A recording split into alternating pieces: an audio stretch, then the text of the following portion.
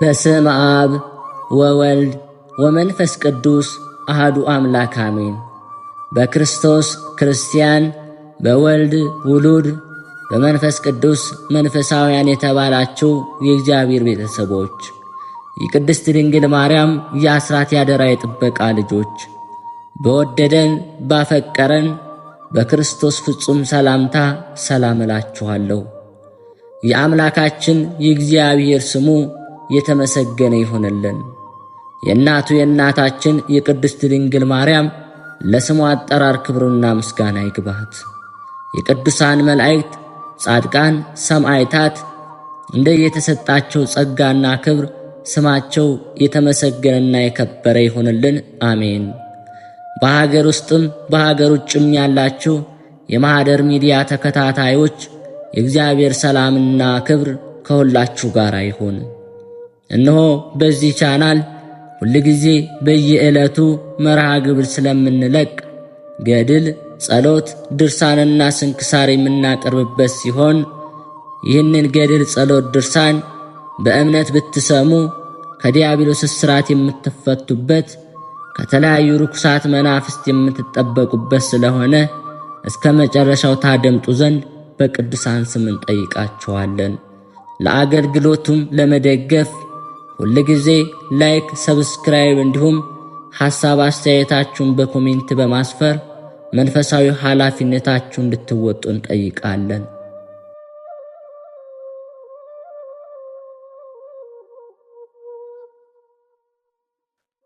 እንኳን ለመድኃኔ ዓለም ወርሃዊ መታሰቢያ በዓል በሰላም አደረሳችሁ።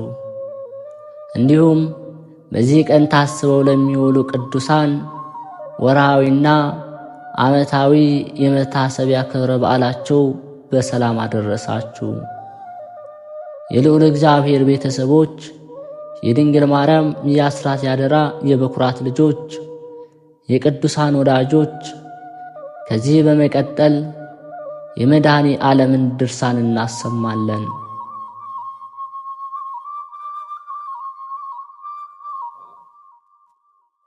አንድ አምላክ በሚሆን በአብ በወልድ በመንፈስ ቅዱስ ስም አምነን እነሆ የመድኃኔ ዓለምን ድርሳን እንናገራለን።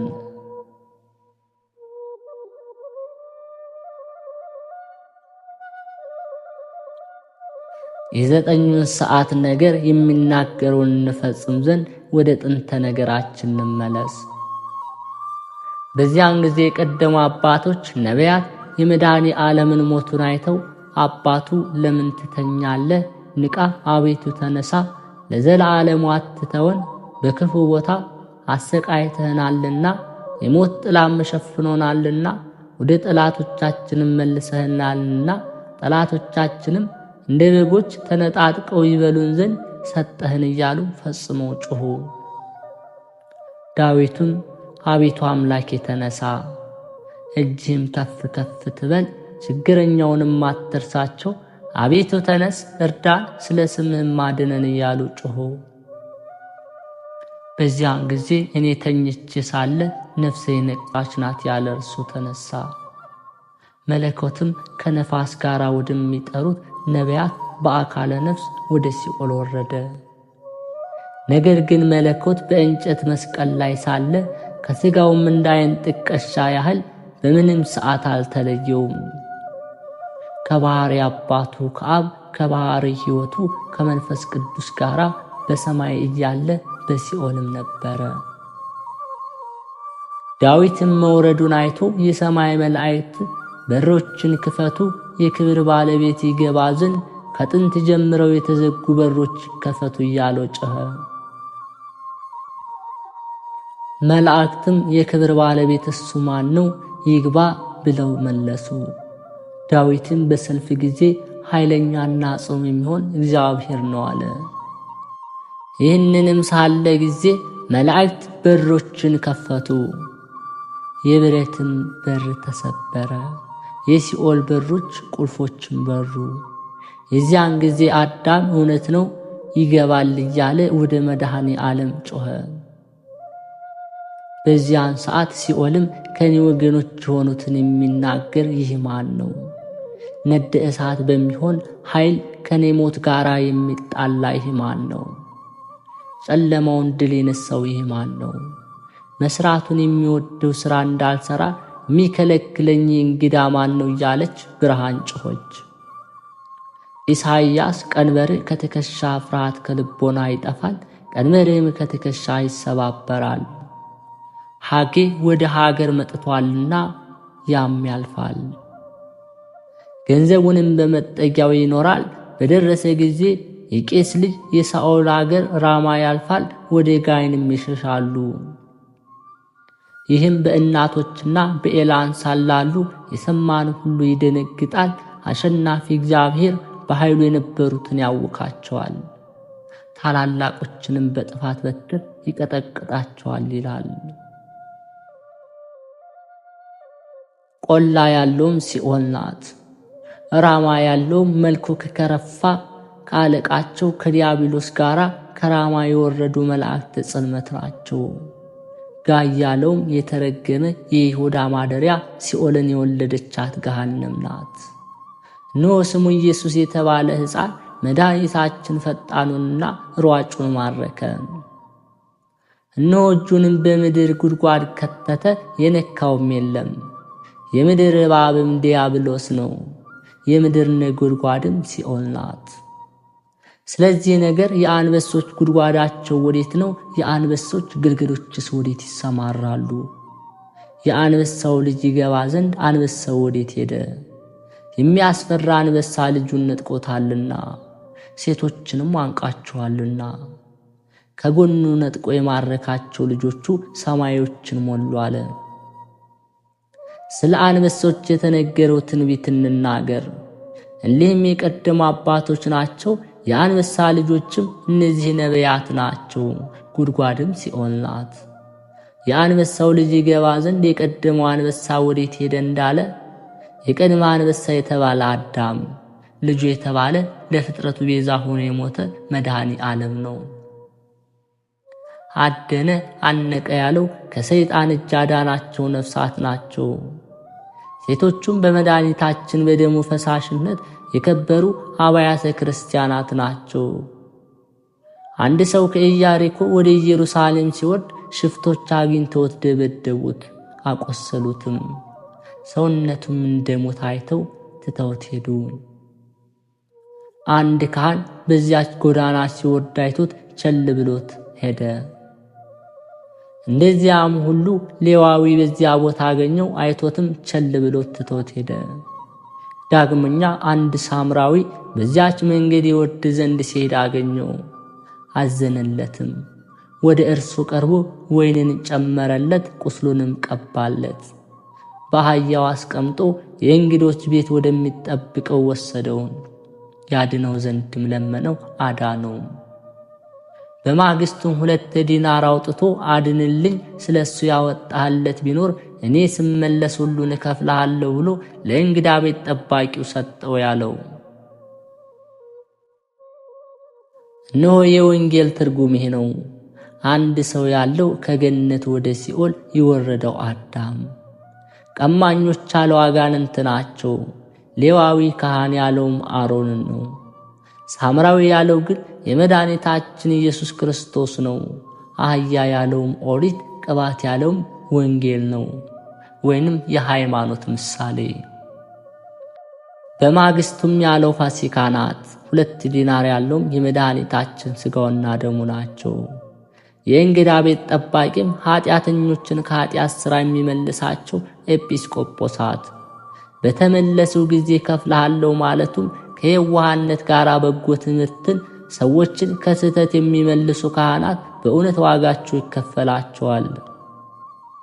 ከዚህ በኋላ በዙፋን ላይ ተቀመጠ። በሱ ቀኝ እጁ በውስጧም በውጭዋም በ7 ማኅተም የታተመች መጽሐፍን አየሁ ያለ ዮሐንስን እንድንሰማው። ይህች መጽሐፍ ይገልጣት ዘንድ ማኅተሟን ሊፈታ የሚገባው ማን ነው ብሎ በታላቅ ቃል የሚጮህ ታላቅ መልአክን አየው። ይህችን መጽሐፍ ሊገልጣትና ሊያያት የሚቻለው የለም፣ በሰማይም በምድርም ቢሆን ይህች መጽሐፍ ሊያያትና ሊገለጽለት የሚቻለው የለምና ያለቀሱ ብዙዎች ናቸው። ከሊቃናት አንዱ አትዘን አታልቅስ አለኝ። ይህችም መጽሐፍ ይገልጥ ዘንድ ማኅተሟንም ይከፍት ዘንድ ከዳዊት ስር ከይሁዳ ወገን የሆነ አንበሳ እነሆ አሸነፈ። በዚያ ዙፋን ከነዚያ በአራቱ እንስሳም በእነዚያ በ24ቱ አለቆችም መካከል ጎኑ እንደተወጋ በግ ቆሞ አየሁ። ቀንዶቹም 7 ዓይኖች 7 ናቸው። ይህም በምድር የተላከ እግዚአብሔር መንፈስ ነው። መጥቶም ያችን መጽሐፍ ተቀበላት። ያችን መጽሐፍ በተቀበላት ጊዜ እኒህ 24ቱ ካህናተ ሰማይና 4ቱ እንስሳ ለዚህ ቤት በፊት ሰገዱ። ሁላችሁ ዕጣን የተመላበት ወርቅ ጽዋንና የሚያመሰግኑበትን የምስጋና መሰንቆ ይዘዋል። ይሄው ቅዱሳን ጸሎታቸው ነው። በምስጋናም ይችን መጽሐፍ ልትቀበላት ማኅተሟን ልትፈታ ይገባሃል፣ ስለሷ ሙተሃልና በደምህም ዋጅተሃታልና እያሉ ያመሰግናሉ። መጽሐፉ አዳም 7ቱ ማኅተም መድኃኒታችን እስከሞተበት ያሉት 7ቱ ዘመናት ናቸው። የቀደሙ አባቶች ከሲኦል መውጣታቸው እንዲህ ነው። ዓርብ በሰርክ ለመጀመሪያይቱ ሰንበት አጥቢያ ነቢያት ምስጋናን የተመሰገነ እግዚአብሔርን እናመሰግነው ፈረሱንና በላዩ ላይ የተቀመጠውን ወደ ባህር ጣለ እያሉ ባህር ያለው በኃጢአት ታስሮ በትዕቢት ተጭኖ ዲያብሎስ ወደ እሷ ወረደባት ገሃነም ናት። በዚያን ጊዜ እነሆ ገነት ከተዘጋች በ5533 ዘመኗ ተከፈተች። ነቢያትም በረዳን በእግዚአብሔር ደስ ይበላችሁ ላዳንን ለያዕቆብ አምላክም እልል በሉ በሚል በዳዊት መዝሙር እያመሰገኑ ገቡ። በተቸገሩ ጊዜ ወደ እግዚአብሔር ጮኹ፣ ከችግራቸውም አዳናቸው። ቃሉን ላከ አዳናቸውም፣ ከሞታቸውም አዳናቸው። ከሞት ጥላና ከጨለማ ወጣቸው። እግር ብረታቸውን ሰብሮ የሀገራቸውን መንገድ ይሄዱ ዘንድ የቀና መንገድን መራቸው። አርፈውማልና ተደሰቱ። ወደ ወደዱትም ወደብ አደረሳቸው። ሕዝቡን አድኗቸዋልና የእግዚአብሔር ቸርነቱ ድንቅ ሥራውም ለሰው ልጆች ንገሩ።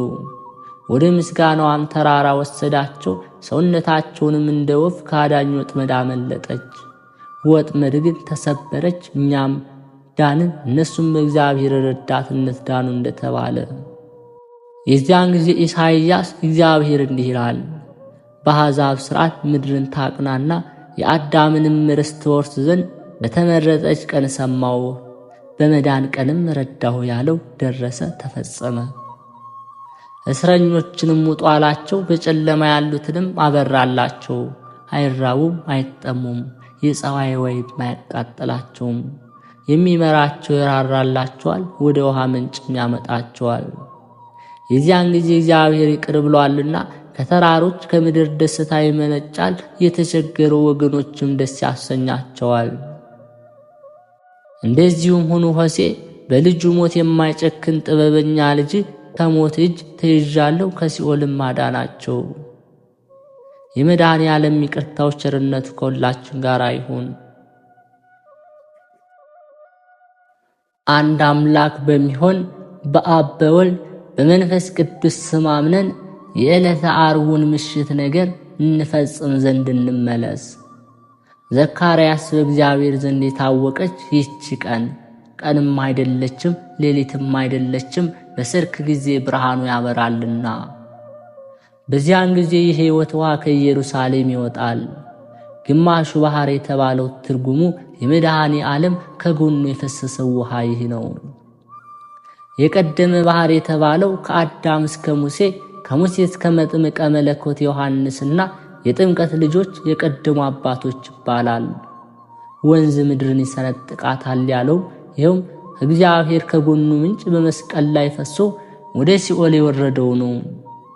ቃሉ ገናና ኢሳይያስ በሞት ጥምቀት ከሱ ጋር ነበርን እንዳለ። ዳግመኛም ወደ መድኃኒታችን ኢየሱስ ክርስቶስ ወደ ሥጋው አስከሬን እንመለስ። የዚያን ጊዜ ዓርብ በሰርክ ዮሴፍና ኒቆዲሞስ ጲላጦስን ለመኑት፣ እሱም ፈቀደላቸው። መስቀልም አውርደው ከሽቱ ጋር በነጭ ሐር መጎናጸፊያ ገነዙት።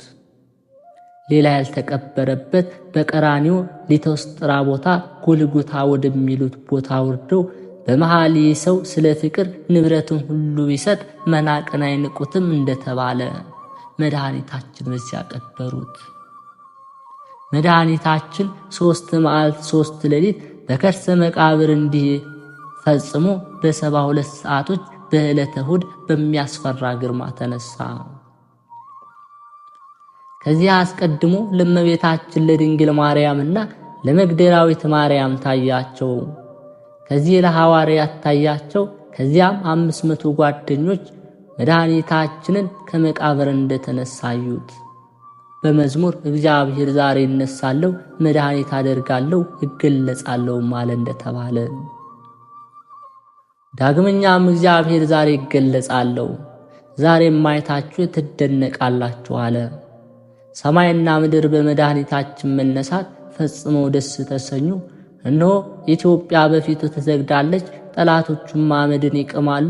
እግዚአብሔር ከእንቅልፍ እንደሚነቃ ተነሳ፣ ለጠላቶቹም የዘላለም ጉስቁልና ሰጣቸው እንደተባለ ከዚህ በኋላ ደቀ መዛሙርቱ ጋር ሳለ ሥርዓትን ፈጽሞ በ40ኛው ቀን ወደ ሰማይ አረገ።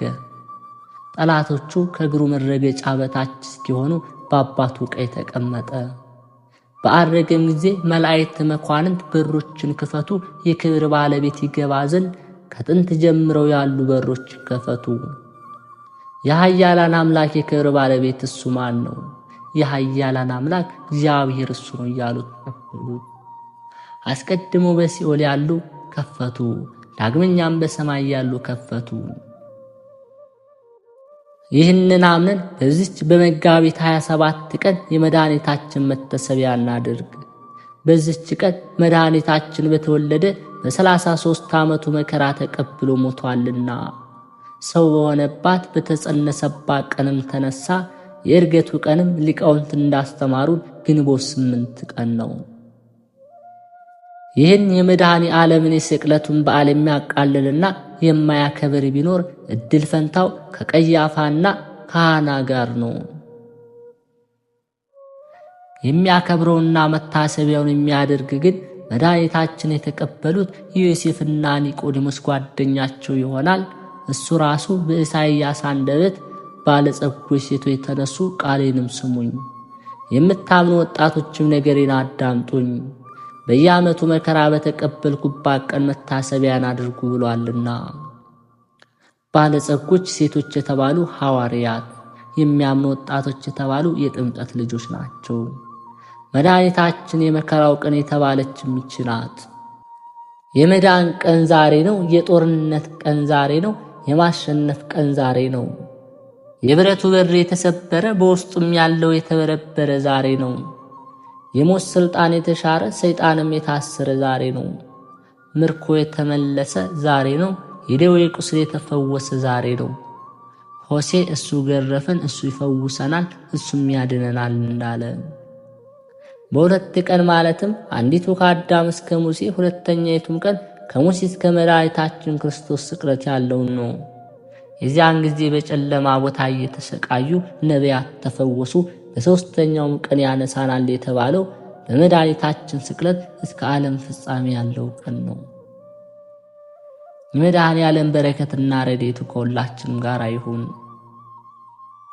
የእግዚአብሔር ቤተሰቦች ከዚህ በመቀጠል የዕለቱን ስንክሳር እናሰማለን።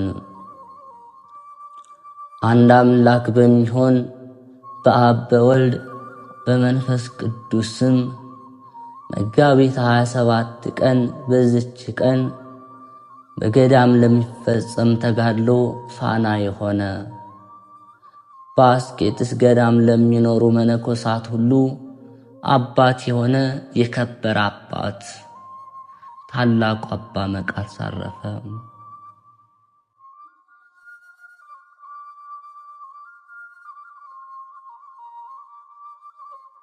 ይህም የከበረ አባት በግብፅ ደቡብ መኑፍ ከሚባል አውራጃ ሳይሱል ከሚባል አውራጃ መንደር ከሚኖሩ ሰዎች ወገን ነው። ወላጆቹ ደጎችና እውነተኞች ነበሩ። አባቱ አብርሃም፣ እናቱ ሳራ ይባላሉ። እናቱም እንደ ኤልሳቤጥና እንደ ሳራ በእግዚአብሔር ትእዛዝ ጸንታ የምትኖር ናት።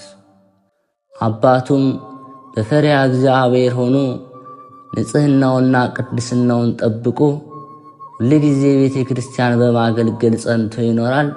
እግዚአብሔርም በላያቸው በረከቱን አሳድሮ በሥራቸው ሁሉ ከፍ ከፍ አደረጋቸው። ለድሆችም የሚመጸውቱ ለሰው ሁሉ የሚራሩ ናቸው። በጾም በጸሎት ተወስነው እንዲህ ባለ ገድል ሲኖሩ ግን ልጅ አልነበራቸውም።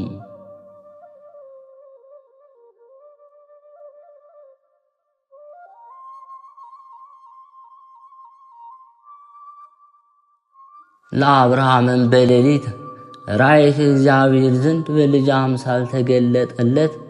በዓለም ሁሉ የሚታወቅ ብዙ መንፈሳውያን ልጆችን የሚወልድ ልጅ ይሰጠው ዘንድ እግዚአብሔር አለው ብሎ አስረዳው። ከዚህ በኋላ ይህ የከበረ ልጅ መቃርስን እግዚአብሔር ሰጠው። ትርጉሙም ብፁዕ ማለት ነው። በላዩም የእግዚአብሔር ጸጋ አደረበት። ለወላጆቹም ይታዘዝና ያገለግል ነበር። ሊያጋቡትም ማሰቡ፣ እሱ ግን አይሻም ነበር። ፈቃዳቸው ይፈጸም ዘንድ ግድ ብለው አጋቡት። ወደ ሙሽራይቱን በገባ ጊዜ ራሱን እንደታመመ ሰው አደረገ። እንዲህም ሆኖ ብዙ ቀን ኖረ። ከዚህ በኋላ አባቱን ተወኝ፣ ወደ ገዳም ልሄድ ነው፣ ከበሽታዬ ጥቂት ጤና ባገኛለሁ፣ እግዚአብሔር ወደሚወደው ሥራ ይመራው ዘንድ ሁልጊዜ በጾምና በጸሎት ሆኖ ይለምነው ነበር። ከዚህ በኋላ ወደ አስቄጥስ በረሃ ሄደ። ከበረሃውን በገባ ጊዜ ራእይን አየ። 6 ክንፍ ያለው ኪሩብ እጅና እግር ይዞ ወደ ተራራ ላይ እንደሚያወጣውና የአስቄጥስ በረሃ ምስራቋንና ምዕራቧን የዚያችን በረሃ 4 ማዕዘኗን አሳይቶ እነሆ ይቺ በረሃ መላዋ ላንተና ለልጆች ርስት አድርጎ እግዚአብሔር ሰጥቶሃል አለው። ከበረሃውን በተመለሰ ጊዜ ያቺ ብላቴና ታማ አገኛት። ጥቂት ቆይታ ወዲያውኑ በድንግልናዋ እንዳለች አረፈች። የክብር ባለቤት እግዚአብሔርንም አመሰገነው። ከጥቂት ቀኖች በኋላ እናት አባቱ አረፉ። የተውለትንም ገንዘብ በሙሉ ለድሆችና ለጦም አዳሪዎች ሰጠ። የሳይሱር ሰዎች ግን እውነተኛነቱንና ቅድስናውን አይተው ቅስና ሾሙት።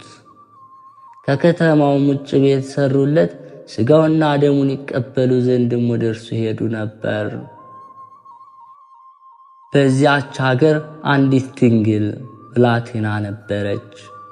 ከአንድ ጎልማሳ ጋርም አመንዝራ ጸነሰች። ጎልማሳው አባትሽ ድንግልናሽን ማን አጠፋው ብሎ ሲጠይቅሽ መቃርስ የሚባለው ባህታዊ ቄስ እርሱ ስለደፈረኝ ነው በይ ብለው መከራት።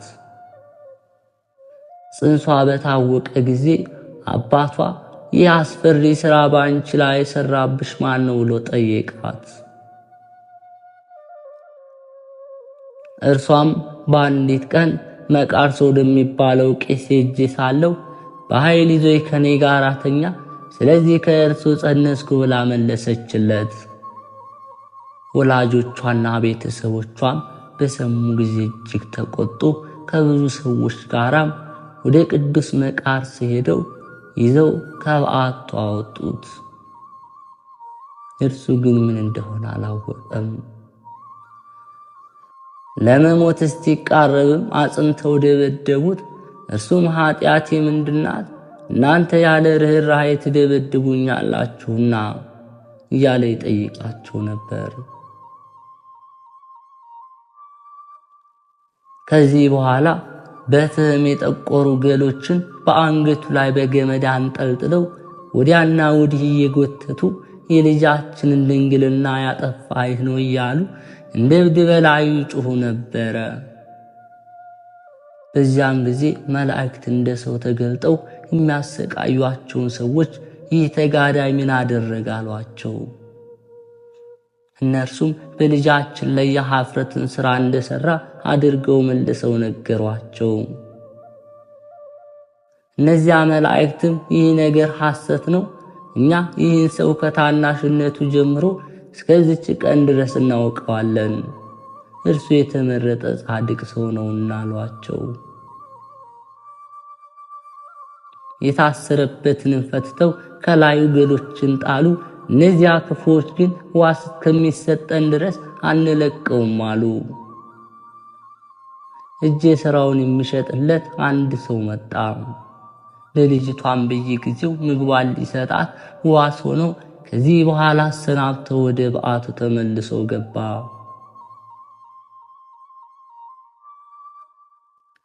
ከዚያች ቀን ጀምሮ ራሱን በራሱ መቃርስ ሆይ እንግዲህ ባለ ሚስትና ባለ ልጅ ሆነሃል፣ ሌሊትና ቀን መስራት ይገባሃል እያለ ያቺ ሐሰተኛ ልጅ የምትወልድበት ጊዜ እስኪደርስ ድረስ እንቅቦችንና ቅርጫቶችን እየሰራ ለዚያ ወዳጅ ለሆነው ለሚያገለግለው ወንድም ይሰጠውና ያም ሰው እየሸጠ እዚያች ሐሰተኛ ልጅ እየሰጠ ኖረ። የምትወልድበት ቀን ሲደርስ እጅግ አስጨነቃት። በታላቅ ስቃይም ውስጥ 4 ቀኖች ያህል ኖረች። ለሞትም ተቃረበች። እናቷም ከአንቺ የሆነው ምንድነው? የተሰራ ሥራ አለና ንገሪኝ አለቻት። እርሷም በእግዚአብሔር አገልጋይ ላይ ዋሽቻለሁና ያመነዘርኩት ከገሌ ጎልማሳ ጋር ሲሆን በእውነት ሞት ይገባኛል አለቻት። አባትና እናቷ በሰሙ ጊዜ ደነገጡ፣ እጅግም አዘኑ። የሀገር ሰዎች ሁሉም ተሰባሰቡ። በእርሱ ላይ የሰሩትንም በደል ይቅር ይላቸው ዘንድ ወደ ቅዱስ መቃርስ ሄደው ለመኑት። ያን ጊዜ በበረሃ ያየውን ያን ራእይ አስታውሶ ይቅር አላቸው። ቀድሶም ሥጋውና ደሙን አቀበላቸው። ክንፉ 6 የሆነ ኪሩብ ደግሞ ተገለጠለት። ትርጓሜውም የልብ ሚዛን ወደ ተባለ ወደ አስቄጥስ ገዳም እጁን ይዞ መርቶ አደረሰው። ቅዱስ መቃርስም ያንን ኪሩብ ጌታዬ ሆይ በውስጡ የሚኖርበትን ቦታ ወስንልኝ አለው። ያ ኪሩብም አልወስንልህም፣ የእግዚአብሔር ትእዛዝ አትተላለፍ፣ እነሆ ይህ ገዳም ሁለመናው ላንተ ተሰጥቷልና ወደ ፈለክበት ሄደህ ተቀመጥ ብሎ መለሰለት። ቅዱስ መቃርስም የቅዱሳን ሮማውያን የመክሲሞስና የደማቴዎስ ቦታ ወደ ሆነው ከውስጠኛው በረሃ ገብቶ ኖረ። እነርሱ ግን ወደ እርሱ በመጡ ጊዜ ከእርሱ አቅራቢያ ኑረዋልና ከእረፍታቸው በኋላ ግን ሄዶ በዚያ ቦታ እንዲኖር የእግዚአብሔር መልአክ አዘዘው።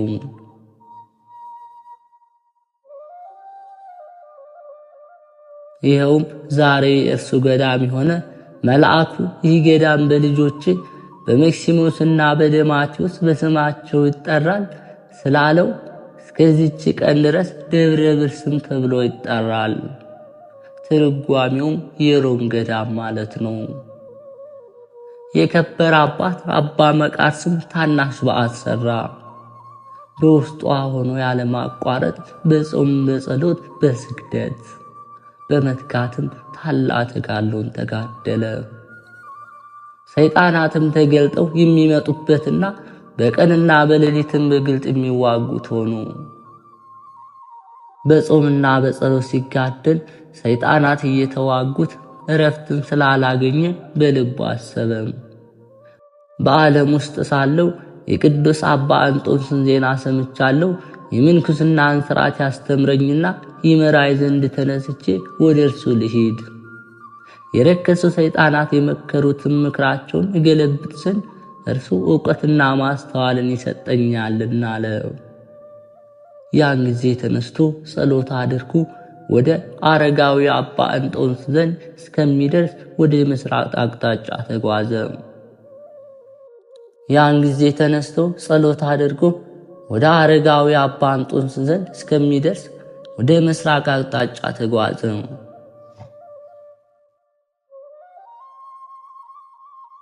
አባ እንጦንስም ከሩቅ ባየው ጊዜ እነሆ ተንኮልና ሽንጎላ የሌለበት እስራኤላዊ አለው። በታላቅ ደስታ ተቀብሎ ሳመው። አባት ለልጁ እንደሚገልጥ ሐሳቡን ሁሉ ገለጠለት። ይህ አረጋዊ አባ እንጦንስም የመቃርስን ራስን ስሞ ልጅ ሆይ በዮናዊ ቋንቋ እንደ ስምህ ትርጓሜ አንተ ብፁዕ ትባላለህ። ሥራህንና ወደ እኔ መምጣትን ፈጣሪ እግዚአብሔር ገልጦልኛልና ስለዚህ መምጣትን የምጠባበቅ ሆንኩ አለው። ከዚህ በኋላ ለአባ መቃርስ የከበረች የምንኩስናን ሥርዓት ሁሉ አስተማረው። መሰራቱ የሚገባ በብዙ ነገር ማጸናው። ሰይጣናት የሚዋጉት መሆናቸውን እነርሱ በስውር በፊት ጦር እንዲሁም ጥፋት በሆኑ ሥራዎች ሁሉ ይዋጉ ዘንድ አላቸው። አንተ ፍጹም ልትሆን አንተም እስከ ሞት ደርሰህ ታገስ። አሁንም እግዚአብሔር ወደ ወሰነልህ ቦታ ሄደህ ሥራህን እየሠራ በውስጡ ታገስ ብሎ ገለጠለት። ከአባ አንጦንዮስም ዘንድ የምንኩስናን ሥርዓት እየተማረ ጥቂት ቀኖች ኖረ። ከዚያ በኋላ ከተባረከ ኤጲስቆጶስ ከአባ ሰራቢዮን ጋር በተማራቸው ሕያዋን በሚያደርጉ ትምህርቶችና ሥርዓቶች ፈጽሞ ደስ እያለው ወደ ቦታው ተመለሰ። አባ መቃርስም በአባቴ በአባ እንጦንስ ዘንድ በነበርኩባቸው ቀኖች ሲተኛ ከቶ አላየሁትም አለ። አባ መቃርስም በምንኩስና ሥርዓት ተጠምዶ የተጋደለ ብዙ ቀን ኖረ። የኪሩብም በግልጽ ይጎበኘው ነበር። በአንዲት ቀንም እንዲህ የሚል ቃል ከሰማይ ሰማ። ቃሌንና ትእዛዜን ሰምተህ ወደዚህ መጥተህ በዚህ ቦታ ስለኖርክ እነሆ ቁጥር የሌላቸውን የብዙ ወገኖችን ከነገዶች፣ ከሀገሮች፣ ቋንቋ፣ ከተለያዩ ሕዝቦች ሰበስባለሁ። እነርሱም በዚህ ቦታ ያገለግሉኛል፣ የከበረ ስሜንም ያመሰግናሉ። በበጎ ሥራቸውና ትሩፋታቸው ደስ ያሰኙኛል። አንተም ተቀበላቸው፣ እውነተኛ የድኅነት መንገድ ምራቸው። ይህንን ቃል በሰማ ጊዜ ተበረታታ፣ ልቡም ጸና። በሌሊትም በጸሎት ጊዜ ቆሞ ሳለ የክብር ባለቤት ጌታችን ጆሮውን ከፍቶለት ሰይጣናት ሲማከሩ ሰማቸው። እንዲህም አሉ፣ ይህ ሰው በዚህ በረሃ እንድንኖር ብንተወው የብዙ ወገኖችን ይመራቸዋል። እነሱም ወደዚህ በረሃ ውስጥ ነዋሪዎች ሆነው የሰማያውያን ሀገር ያደርጉታል። እነርሱ ለዘላለም ጸንቶ በሚኖር ሕይወት ይተማመናሉና እኛንም በሚቀጣ ጸሎታቸው ቀጥተው አሰቃይተው ያሳድዱናልና ከዚህ ቦታ ልናሳድደው እስክንችል እነሆ ዛሬ በእርሱ ላይ እንስብ። አባ መቃርስም ይህንን በሰማ ጊዜ ልቡ ጸና፣ በሰይጣን ላይም ተበረታታ። የሰይጣናት ምክራቸው እስኪሰማ ድረስ ጆሮውን የከፈተለት እግዚአብሔርን አመሰገነ፣ ድካማቸውንም አወቀ። ከዚህ በኋላ ይዋጉት ዘንድ ሰይጣናት በእርሱ ላይ ተሰበሰቡ። በደጁም እሳትን እያነደዱ ከእሱ እያነሱ ወደ በዓቱ ይጨምሩ ጀመር። ያች እሳት ግን በጸሎቱ የምትጠፋ ሆነች። ከዚህ በኋላ እንስሳዊ በሆነ ሥራ በፈቲው ጦር ተዋጉት። በዚያም ታገሰ። ትካዜን፣ ዓላማዊ ክብር መውደድን፣ ትዕቢትን፣ መመካትን፣ ታካችነትንና ስድብን፣ ሃይማኖት ማጣትን፣ ከእግዚአብሔር ዘንድ ተስፋ መቁረጥን በልቡ አሳደሩበት። ከዚህም ሁሉ በሚበዛ ተዋጉት። የከበረ አባ አንጦንዮስ እንደነገረው በእሊህም አጥፊዎች በሆኑ ሥራዎች ሰይጣናት እየተዋጉት ለረጅም ጊዜ ከኖረ በኋላ ዳግመኛ ወደ አባ እንጦንዮስ ገና ከሩቅ ሳለ ለደቀ መዛሙርቱ በልቡ ሽንገላ በእውነት የሌለበት እስራኤላዊ ነው። ልጆች ይህን የከበረ ሰው ታዩታላችሁ። እርሱ ለብዙ ወገኖች የቀና የጽድቅ በትር ረጅም ዓላማ የሆነው ዘንድ አለውና ከአሸናፊ እግዚአብሔር አፍ የተገኘ ጣፋጭ ፍሬም ይሆናልና አለ። ወደ ቅዱስ አባ አንጦንዮስም በቀረበ ጊዜ በምድር ላይ ሰገደለት። በፍጥነትም ቀና አድርጎ ሳመው። ፊቱ እንደ በሽተኛ ፊት ተለውጦ አይቷልና ይህም ሰይጣናት አብዝተው ስለተዋጉት ነው። ከዚያም ጸሎት አድርገው በአንድነት ተቀመጡ። አባት አንጦንዮስ ደስታ በተመላ ቃል ልጄ መቃርስ በደህና አለህን? አለው። ቅዱስ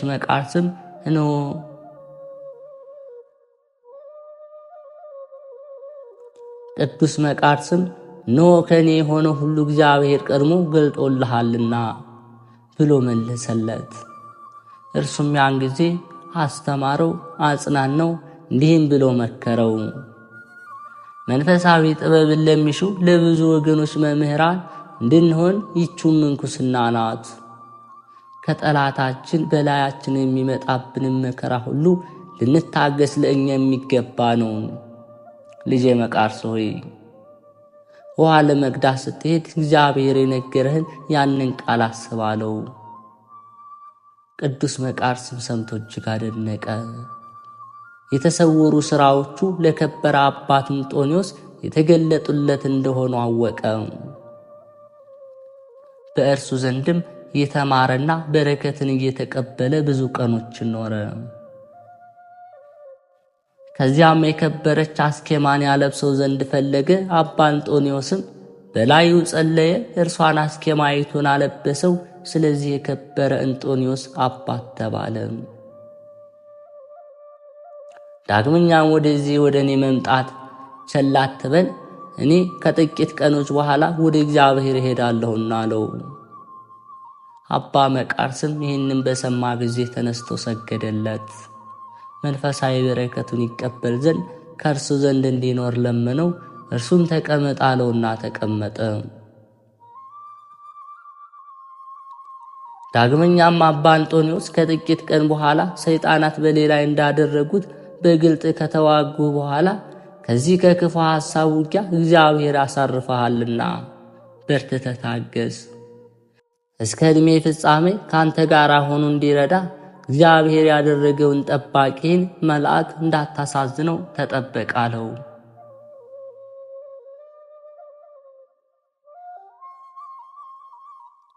ከዚህ በኋላ አባ አንጦንዮስ ለአባ መቃርስ በትሩን ሰጠው። በመንፈሳዊ ሰላምታ ተሰናብቶ አረፈ። ሥጋውን ማንም በማያውቀው ስውር ቦታ ቀበረው። የከበረ አባ መቃርስም ወደ ቦታው ተመልሶ በአስቄጥስ ገዳም ተቀመጠ። ዜናው በአራቱ ማዕዘን ተሰማ። እግዚአብሔርም በእጆቹ አስደናቂ ተአምራትን አደረገ።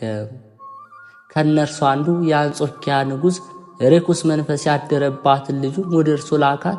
እርሷም በጎልማሳ አምሳል ሆና ወደ እርሱ መጣች። እርሱም አወቀ። አድኖ ወደ አባትና እናቷ ሰደዳት።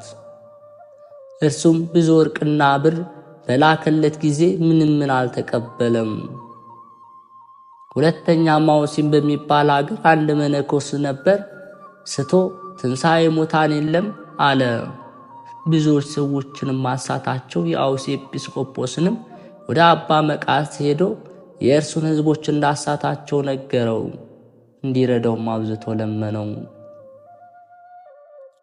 አባ መቃርስም ተነስተው ከዚያ ኤጲስቆጶስ ጋር ወደ ሀገር አውሲም ደርሶ ያንን ርኩስ መንፈስ ያደረበትን ባህታዊ መነኮስ ተገናኘው። ስለ ትንሣኤ ሙታንም በተነጋገረው ጊዜ ያ ባህታዊ የሞተ ሰው ከመቃብር ካላስነሳ እኔ አላምንም ብሎ መለሰለት። አባ መቃርስም ወደ ክብር ባለቤት ወደ ጌታችንና መድኃኒታችን ኢየሱስ ክርስቶስ ጸለየ።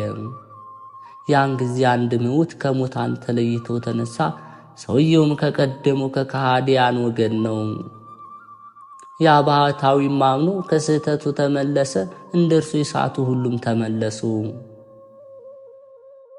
ያ ከሙታን ተለይቶ የተነሳው የክርስትና ጥምቀትን ያጠምቀው ዘንድ አባ መቃርስን ለመነው።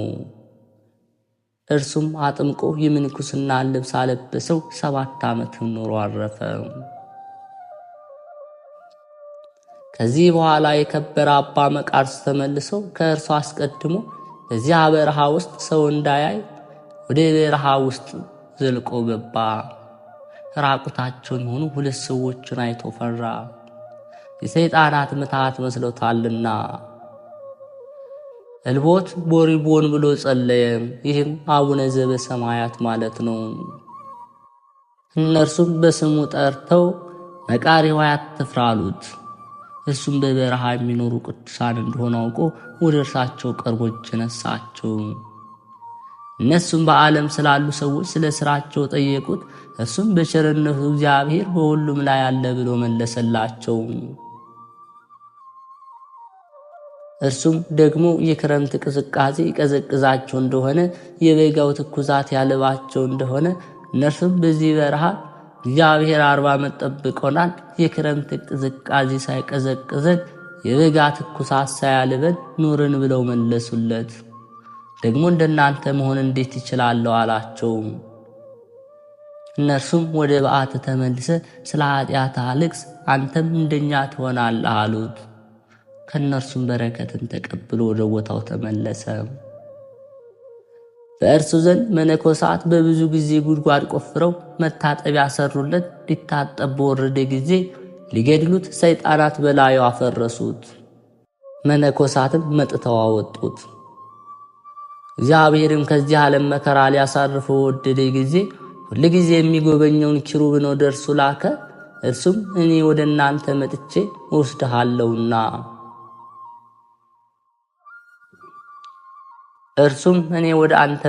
እወስድሃለሁና ተዘጋጅ አለው።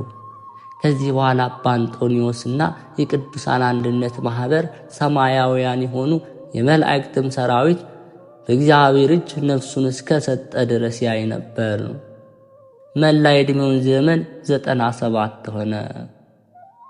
የቅዱስ መቃርስ ነፍስ ወደ ሰማይ ስታርግ እንዳየ በዚህ ነገር ደቀ መዝሙሩ አባ በበኖዳ ምስክር ሆነ። ሰይጣናትም እንደሰማቸው እየተከተሉ መቃሪ ሆይ አሸነፍከን እያሉ ሲጮሁ እስከ ዛሬ ገና ነኝ አላቸው። ወደ ገነትም ሲገባ መቃሪ ሆይ አሸነፍከን ብለው በታላቅ ድምፅ ጮሁ። የክብር ባለቤት ፈጣሪ ኢየሱስ ክርስቶስ ይመስገን፣ ስሙም ይባረክ፣ ከእጃቸው ያዳነኝ አላቸው ብሎ መስክሯል። የሥጋው ፍልሰትም እንዲሆነ እርሱ በሕይወት ሳለ ሥጋውን እንዳይሰውሩ ልጆቹን አዟቸው ነበር። የሀገሩ የሳይሱር ሰዎች መጥተው ለደቀ መዝሙሩ ለዮሐንስ ገንዘብ ሰጡ። ይህንንም ስለ ገንዘቡ ፍቅር ይመክረውና ይገሥጸው የነበረ ገንዘብ ከመውደድ ተጠበቅ የሚለው ነው። እርሱም መርቶ የቅዱስ አባ መቃርስን ሥጋ ሳያቸው ወደ ሀገራቸውም ሳይሱር ወሰዱት። እስከ አረብ መንግሥት 160 ዘመን በዚያ ኖረ። ደቀ መዝሙር ዮሐንስ ግን ገንዘብ ስለመውደዱ ዝልጉስ ሆነ። ከዚህ በኋላ ልጆቹ መነኮሳት ወደ ሀገሩ ሳይሱር ሄዱ።